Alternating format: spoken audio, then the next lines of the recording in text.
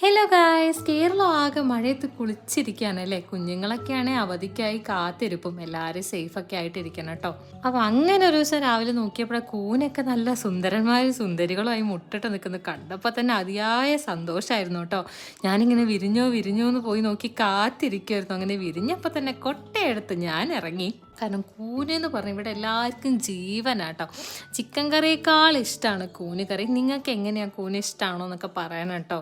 അപ്പോൾ കൂനിനെ കുറിച്ച് പറയുമ്പോൾ ഏറ്റവും ആദ്യം ഓർമ്മ വരാൻ മനസ്സിലേക്ക് ഓടി വരും അച്ഛമ്മയുടെ മുഖം. അച്ഛമ്മ ഇങ്ങനെ കൂന് പറിക്കുമ്പോൾ വർത്തമാനം പറയാൻ പാടില്ല, മെല്ലെ പോകണം, അങ്ങനെയൊക്കെ പറയട്ടോ. എന്തിനാ അങ്ങനെ പറയുന്നത്? നിങ്ങളുടെ നാട്ടിൽ അങ്ങനെ എന്തെങ്കിലും പറയാറുണ്ടോ എന്നൊക്കെ എന്നോട് പറയണേ. അതെന്തിനാ അങ്ങനെ പറയുന്നതെന്ന് എനിക്കറിയില്ല. പക്ഷെ അച്ഛമ്മ എപ്പോഴും പറയണ്ടോ ഒച്ച ഉണ്ടാക്കാതെ പോകുന്നു. അതുകൊണ്ട് തന്നെ പമ്പി പാവിനെ പിടിക്കാൻ പോകുന്ന പോലെ കൂന് പറിക്കാൻ ഞാൻ പോയത് കേട്ടോ. അപ്പം എന്തായാലും കൊട്ട നിറയെ കിട്ടിയിട്ടുണ്ട്, നല്ല സന്തോഷമായി. കറി എങ്ങനെയാണ് വെക്കുന്നത് എന്നുള്ള അടുത്ത വീഡിയോയിൽ കാണിച്ചു തരാം. അപ്പോൾ അത്രയേ ഉള്ളൂ. Thank you for watching. Tata.